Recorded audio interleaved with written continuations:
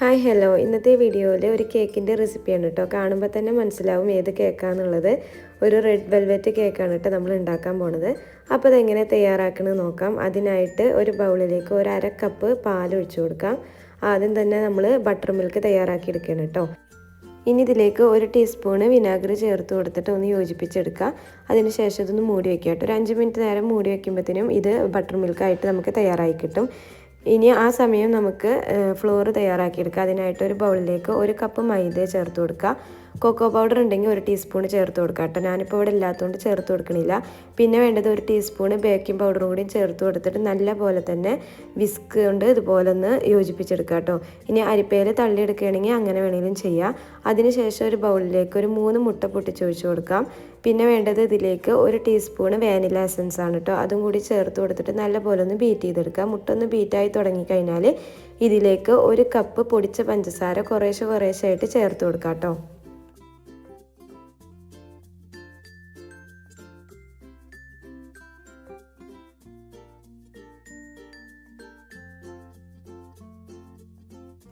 അങ്ങനെ പഞ്ചസാര ചേർത്ത് കൊടുത്തു കഴിഞ്ഞാൽ മുട്ടയുടെ കളറൊക്കെ ഇതുപോലെ വൈറ്റ് കളറാവുന്ന രീതിയിൽ ബീറ്റ് ചെയ്തെടുക്കണം. അതിനുശേഷം ഇതിലേക്ക് ഒരു 3 ടേബിൾ സ്പൂണോളം സൺഫ്ലവർ ഓയിൽ കൂടി ചേർത്ത് കൊടുത്തിട്ട് ഒന്ന് ബീറ്റ് ചെയ്തെടുക്കുക. ഓയിൽ ചേർത്ത് കൊടുത്തു കഴിഞ്ഞാൽ പിന്നെ അധികം നേരിട്ട് ബീറ്റ് ചെയ്യേണ്ട ആവശ്യമില്ല.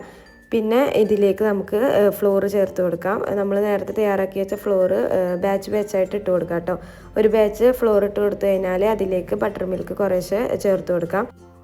അങ്ങനെ ഫ്ലോറും ബട്ടർ മിൽക്കൊക്കെ യോജിപ്പിച്ചെടുത്തതിന് ശേഷം അടുത്ത ബാച്ച് ഫ്ലോറ് ഇതുപോലെ ചേർത്ത് കൊടുക്കുക കേട്ടോ. അതിനുശേഷം ബട്ടർ മിൽക്കും ചേർത്ത് കൊടുക്കുക. അങ്ങനെ നമ്മളിതുപോലെ ഒരു ബാറ്റർ തയ്യാറാക്കിയെടുക്കാം കേട്ടോ. ഈ ഒരു സമയം തന്നെ നമുക്കിതിലേക്ക് റെഡ് കളറ് ചേർത്ത് കൊടുക്കാം കേട്ടോ. ഞാനിപ്പോൾ ഇവിടെ 2-3 ഡ്രോപ്പ് റെഡ് കളറാണ് ചേർത്ത് കൊടുക്കുന്നത് കേട്ടോ.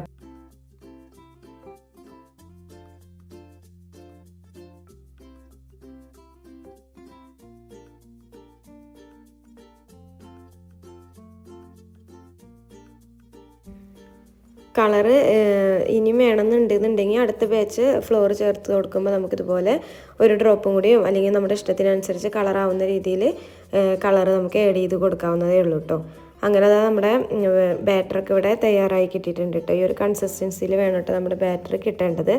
ഇനി നമുക്കൊരു ബേക്കിംഗ് ട്രേയിലേക്ക് ഇത് ഒഴിച്ചു കൊടുക്കാം. ഈ ഒരു സമയം തന്നെ ഞാനിവിടെ ഓവണ് ഒരു 150 ഡിഗ്രിയിൽ 10 മിനിറ്റ് പ്രീ ഹീറ്റ് ചെയ്യാൻ വേണ്ടി വെച്ചിട്ടുണ്ടായിരുന്നു കേട്ടോ. ഇനി നമുക്കിത് ഓവനിൽ ഒരു 150 ഡിഗ്രിയിൽ തന്നെ ഒരു 35 മിനിറ്റ് ബേക്ക് ചെയ്തെടുക്കാം. ആ ഒരു സമയം നമുക്ക് ക്രീം തയ്യാറാക്കിയെടുക്കാം കേട്ടോ. അതിനായിട്ടൊരു ബൗളിലേക്ക് 2 കപ്പ് വിപ്പിംഗ് ക്രീമാണ് ചേർത്ത് കൊടുക്കുന്നത്. അത് നല്ലപോലെ തന്നെ സ്റ്റിഫ് ആവുന്ന രീതിയിൽ ബീറ്റ് ചെയ്തെടുക്കാം.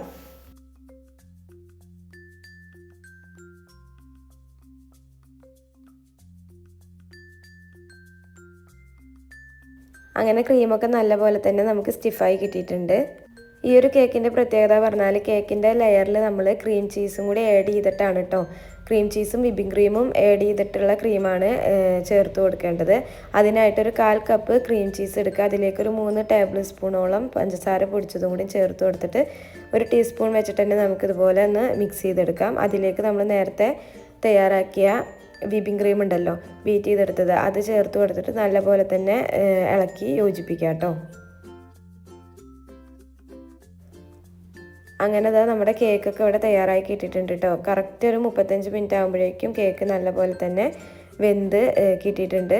ഇനി നമുക്കതൊരു 3 ലെയറായി കട്ട് ചെയ്തതിന് ശേഷം അതിലേക്ക് ഷുഗർ സിറപ്പ് ഇതുപോലെ ബ്രഷ് ചെയ്ത് കൊടുക്കാം. ഇനി ഇതിലേക്ക് നമ്മൾ ക്രീം ചീസ് ആഡ് ചെയ്ത വിപ്പിംഗ് ക്രീം ഉണ്ടല്ലോ, അതും കൂടി ഇട്ട് കൊടുത്തിട്ട് നല്ലപോലെ തന്നെ സ്പ്രെഡ് ചെയ്ത് കൊടുക്കാം കേട്ടോ. ഇനി അടുത്ത ലെയർ കേക്ക് വെച്ച് കൊടുക്കാം.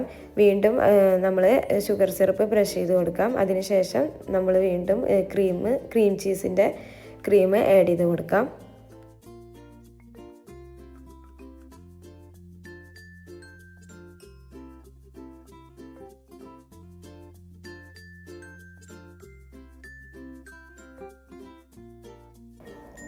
അങ്ങനെ അവസാനമായിട്ട് 3ാമത്തെ ലെയർ കേക്കും വെച്ച് കൊടുക്കുക. അതിലേക്ക് ഷുഗർ സിറപ്പ് ബ്രഷ് ചെയ്ത് കൊടുക്കാം.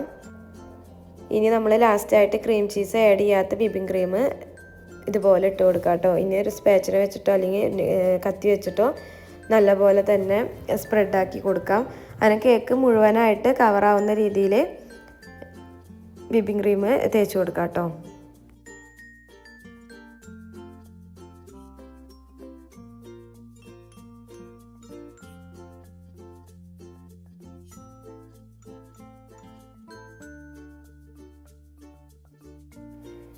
അങ്ങനെ ക്രീമെല്ലാം തേച്ച് കൊടുത്തതിന് ശേഷം നമ്മൾ സ്ഥിരം കാണുന്ന റെഡ് വെൽവെറ്റിൻ്റെ ഡിസൈൻ തന്നെയാണ് കേട്ടോ ഞാനിവിടെ ചെയ്തെടുത്തിരിക്കുന്നത്.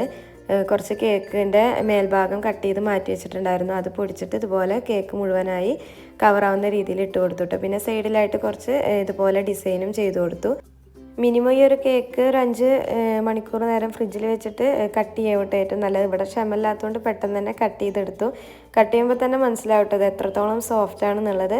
അപ്പോൾ എല്ലാവരും ഇന്നത്തെ വീഡിയോയിൽ ഇഷ്ടപ്പെട്ടാൽ ലൈക്കും ഷെയറും സബ്സ്ക്രൈബൊക്കെ ചെയ്യാം. നാളെ മറ്റൊരു വീഡിയോ ആയിട്ട് വരുന്നുണ്ട്. Okay bye.